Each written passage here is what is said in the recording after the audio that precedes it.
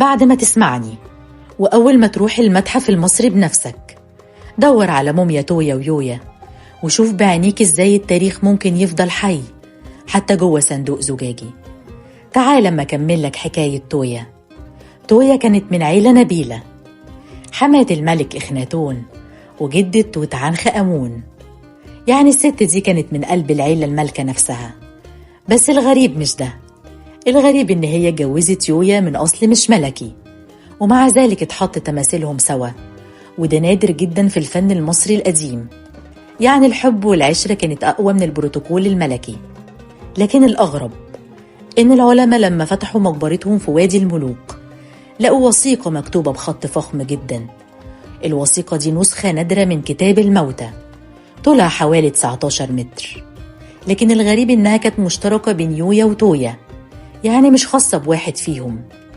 النصوص جمل فيها بتتكلم عن رفيق الطريق، وإن من دخل بوابة الغرب لا يترك وحيدا.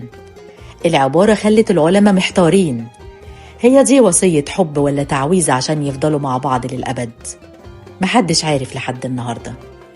بس اللي اتأكدوا منه إن الموميا بتاعتهم كانت محطوطة جنب بعض بالظبط، وفي وضع كأنهم بيكملوا حكايتهم اللي بدأت فوق الأرض.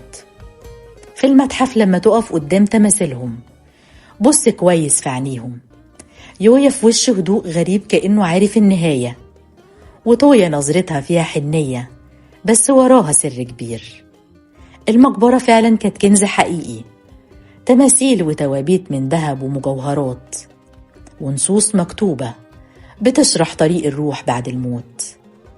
في الحلقة الجاية من سلسلة تماثيل بتحكي هنتكلم عن التمثال الجالس، أغرب تمثال في المتحف المصري الكبير، اللي كل ما تبصله تحس إنه هو بيرد لك البصة.